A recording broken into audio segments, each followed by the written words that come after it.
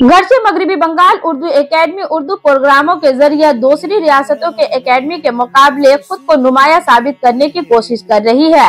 लेकिन अफसोस की बात यह है कि मगरिबी बंगाल उर्दू एकेडमी के उर्दू किताब मेले के मंच पर ही उर्दू की धज्जियां उड़ती नजर आई, जिसे उर्दूदां तबके ने महसूस किया, जिसके सबब उर्दूदां तबके में बेचैनी और नाराजगी पाई जा रही है।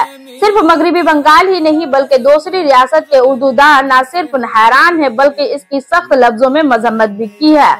लाखों रुपए खर्च करके बनाया गया उर्दू का मंच, जिस मंच से उर्दू जबान की तरक्की की बड़ी बड़ी बातें की जा रही हो, और वो भी उस वक्त जब महफिल में बड़ी तादाद में उर्दूदां मौजूद हो और नाज़िम जलसा उर्दू के सरकारी मंच पर गलत जबानो बयान से उर्दू का कत्ल करते देखे और सुने गए। उर्दूदां तबके का कहना है कि इसमें कोई दो राय नहीं कि मगरिबी बंगाल की वजीर आला ममता बनर्जी उर्दू की तरक्की के लिए कोई कसर नहीं छोड़ रही हैं।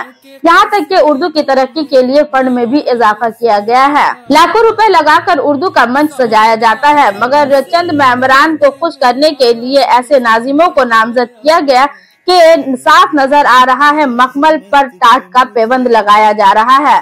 लिहाजा उर्दू एकेडमी के आला अहदेदारान की जिम्मेदारी है कि उर्दू के इस सरकारी मंच पर उन्हीं लोगों को स्टेज की जिम्मेदारी दी जाए जो उर्दू जबान से वाकिफ हो और उन्हें उर्दू बोलना आता हो। आपको बताते चलो कि मगरिबी बंगाल उर्दू एकेडमी का उर्दू किताब मेला और इसकी रिपोर्टिंग मेरे लिए कोई नई बात नहीं।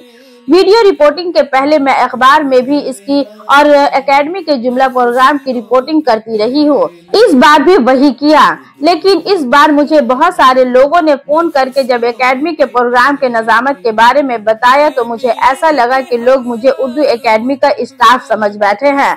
और जब मेरे व्यूअर्स ने किशनगंज, भोपाल और दीगर रियासतों से मुझे कॉल और ऑडियो मैसेज भेजा तो मैंने बात को साफ करने के लिए और एकेडमी के प्रोग्राम के नजामत के बारे में मुकामी लोगों की राय लेकर ये वीडियो बनाने पर मजबूर हुई, ताकि एकेडमी के जिम्मेदारान इसकी रोशनी में मेरे वीडियो को देखें। मुझे ना तो एकेडमी से कुछ लेना देना है और ना ही दिगर से। मैं तो उर्दू की मामूली सी तालिबे इल्म हूँ और जो आवाम की राय होती है उसे ज्यादा से ज्यादा लोगों तक पहुंचाने की कोशिश करती हूं। इस सिलसिले की पूरी रिपोर्ट पेशे खिदमत है। बिल्कुल, देखिए, शायरी में निजामत वो एक तरतीब है।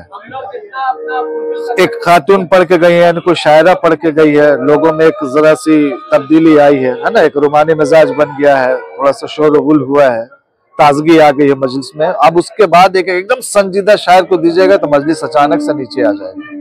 तो वहां पे फिर कोशिश ये होती है कि कोई ऐसा तरन्नुम वाले शायर को पेश करें हम लोग जो इस टेम्पो को बना के रखे।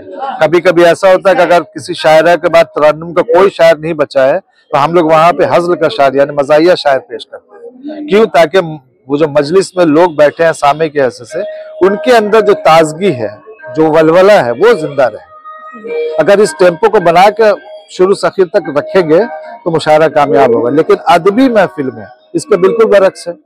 बरक्स ये है कि वहां पे सीनियर जूनियर का ख्याल करना है। अब कोई उस्ताद बैठे हुए हैं तो उस्ताद के बाद तो इरशाद अर्ज़ तकरीर नहीं करेगा ना, उनसे पहले मुझे करना, मैं क्या बोलूंगा ये मेरी जिम्मेदारी है, उस्ताद क्या बोलेंगे ये उनकी जिम्मेदारी। तो वहां पे हस्ब मरातिब जो तकरीरें होती हैं वो होंगी। मुशायरे में कभी कभी हम लोग किसी जूनियर को सीनियर से पहले पढ़ाया और कभी कभी जरूरत पड़ती है कि सीनियर को बैठा के भी हम लोग जूनियर को आगे ले जाते हैं या सीनियर के बाद पढ़ाते हैं। क्यों? इसलिए कि जरूरत है। वो बहुत अच्छी आवाज है, बहुत अच्छा तरन्नुम है, तो हम उसको बचा कर रखते हैं। क्यों? ताकि सामने उसको सुनने के बहाने कुछ देर और बैठ कर रहे। लेकिन सारी चीजें अगर अच्छी चीजें पहले पेश कर दी जाएंगी तो फिर सामने जो है चले जाएंगे। अदब की महफिल की बात की जाए तो अदबी महफिल में जो नाज़िम जो होते हैं उन्हें किन किन चीजों पर गौर करने की जरूरत है? अदबी निजामत में जो है वो आपको अपनी तारीख को बहुत अच्छे तरीके से याद होना चाहिए। ठीक है। दूसरी बात ये कि जो मौजू है उस मजलिस की, उस मौजू के ताल्लुक से मंजर और पस मंजर दोनों आपके जहन में होना चाहिए, तब आप गुफ्तगू कर पाएंगे। अगर सिर्फ आपने किताब देख ली, उसकी जिल्द देख लिया और नाम पढ़ लिया और आके सोचेगा कि हम एंकरिंग कर देंगे, नहीं हो सकता। उसके बारे में, उसके पस मंजर पेश मंजर दोनों के बारे में आप अगर वाकिफ हैं तो आप किसी भी राइटर को बेहतर तरीके से माइक पर पेश कर सकेंगे और उसकी कही हुई बातों को कोड भी कर सकेंगे। कभी कभी आपने नाज़िम को देखा होगा कि कही हुई बातों को वो इस खूबसूरती से अदा करता है कि अगर किसी राइटर ने या किसी मुकर्रिर ने कोई गलत बात कह दी तो उसकी इस्लाह भी एंकर करता है, लेकिन बड़ी खूबसूरत अंदाज में। वो कर सकेगा जिसको मंजर और पस मंजर दोनों मालूम है, तो वहां पे तालीम आपको जरूरत है। तो मैं ये कह रहा था कि बाज नाजिम तो बहुत अच्छे हैं, मजे हुए हैं, जिसमें नबीर साहब हैं, उमर गजाली हैं, कुछ नए चेहरे को इस बार निजामत करते हम लोग देख रहे हैं। यकीनन उनके अंदर कुछ खामियां भी हैं, यानी कुछ कमियां हैं। ऐसे में मेरा मशवरा यह है कि जिन लोगों ने इस बार एंकरिंग शुरू की है, निजामत की है, उन्हें आइंदा साल इस मुशायरे से या इस प्रोग्राम से पहले थोड़ा सा अपने आप को बिल्ड करना होगा, बोलते रहना होगा छोटी छोटी मजलिसों में, ताकि उनको बोलने की आदत हो, जुमले तराशने की आदत हो। चूंकि निजामत में हाजिर दिमागी का होना जरूरी है। आपके पास जूदगोई हो, आपके पास अल्फाज का जखीरा हो, और आपके पास मामला फहमी हो, किस वक्त क्या बोलना है और कितना बोलना है। कभी कभी देखा होगा जिसको दावत दी गई है माइक पर आने की, वो बेचारा आकर पीछे खड़ा और नाजिम बोलता जा रहा है। तो वहां पे इख्तिसार से काम लेने का फन भी नाजिम को आना चाहिए। तो जो नए चेहरे आए उनमें मुझे भी एहसास हुआ है कि कहीं कहीं पर उन लोगों से खामियां हुई हैं, लेकिन मैं उम्मीद करता हूँ कि आने वाले दिनों में वो लोग और संभल कर इंशाल्लाह। क्योंकि ये एक बड़ा प्लेटफॉर्म है, सरकारी प्लेटफॉर्म है, उर्दू को फरोग देने की बात की जा रही है, उर्दू को फरोग दिया भी जा रहा है। बट ऐसे स्टेज से अगर उर्दू के साथ अगर गलती हो रही है, जो खुद नाजिम कर रहा है, तो ये कितना उर्दू के साथ इंसाफ कर रहा है? जाहिर बात है, लोग पकड़ने वाले तो देखिए, कोई भी प्लेटफॉर्म हो, सामे के हैसियत से जो आते हैं वो हमें सुनने आते हैं, जो स्टेज पर है। कुछ तो फर्क है कि जो स्टेज पर बैठे हुए हैं वो ऊपर हैं और सामने के हैसियत से जो बैठे वो नीचे हैं।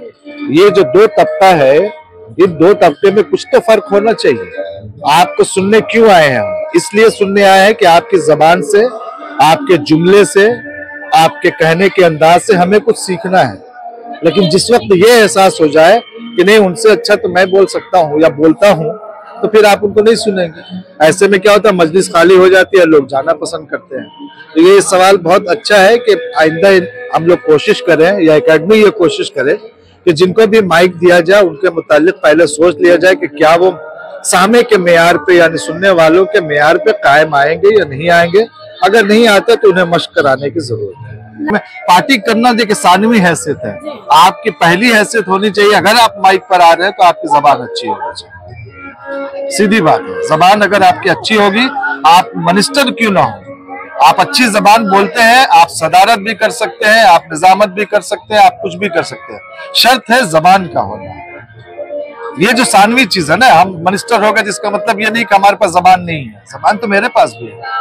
तो ये होना चाहिए, जबान का ख्याल है। कुछ लोग जो है वो दूसरे स्टेट से, या यूँ कहा जाए कि दूसरी कंट्री से भी लोग मुझे फोन करें, क्योंकि सोशल मीडिया के जरिए भी लोग ये देख रहे हैं और उर्दू एकेडमी पर यानी कि इस तरह के नाज़िमों पर सवाल उठा रहे हैं। ये कितना ज्यादा मुझे क्या जाए? जाहिर बात, अगर गलती कीजिएगा तो लोग तो उस पर उंगली उठाएंगे। ये कितना हद तक का सही हो रहा है? बिल्कुल सही नहीं है, गलती बहरहाल गलती है।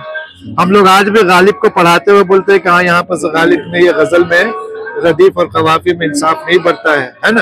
अब कहीं पर जरूरत शेरी की बुनियाद पर हो या कहीं पर दानिस्ता हो, चूंकि वो उस्ताद है, वो ऐसा कर सकते हैं। हम जैसे तालिब इल्म रहेंगे और अगर गलत बोल रहे हैं और हमसे अगर कोई बड़े ये बोलते हैं कि आपकी जबान में कोई गलती है, तो हमें तस्लीम करना चाहिए।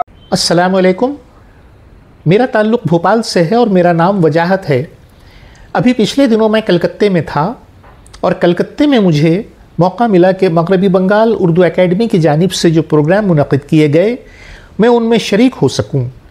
मैंने उन प्रोग्राम्स में शिरकत किया और एक चीज़ जो मैंने बहुत ही शिद्दत के साथ महसूस किया, बल्कि यूँ कह लीजिए कि दो बातें मैंने बड़ी शिद्दत के साथ महसूस की। पहली बात तो ये कि उर्दू एकेडमी महज ऐसा लगता है कि मगरबी बंगाल में उर्दू की खानापुरी कर रही है।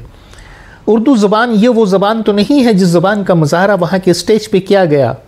मैंने देखा कि बेशतर प्रोग्राम में जो नाजिम हजरात हैं उनकी ज़ुबान बड़ी ही ख़राब, बड़ी ही गैर मयारी है, उनकी तलफ़ुज़ की अदायगी बिल्कुल सही नहीं है और लगता ही नहीं कि इनका ताल्लुक़ कहीं ना कहीं किसी न किसी तरह से उर्दू ज़ुबान से है। उर्दू ज़ुबान इसका तो नाम नहीं है जिसका मुज़ाहरा आपके बंगाल में इस प्रोग्राम में किया गया। मैंने आपके चैनल की रिपोर्टिंग भी देखी और ख़ुद अपनी नज़रों से भी देखा और इस नतीजे पर पहुंचा कि ऐसा लगता है कि उर्दू ज़ुबान का मगरबी बंगाल में बड़ा फुकदान है। और ये जो एकेडमीज़ हैं जिनके यूँ कह लीजिए कि ज़ेर साया उर्दू ज़ुबान के पनपने की ज़िम्मेदारी है या पनप सकती है, वहीं पे इनकी जड़ों में ऐसे लोगों को सामने लाकर जैसे तेज़ाब डाला जा रहा है जिनकी न तो ज़ुबान सही है, न बयान सही है, न तलफ़्फ़ुज़ की अदायगी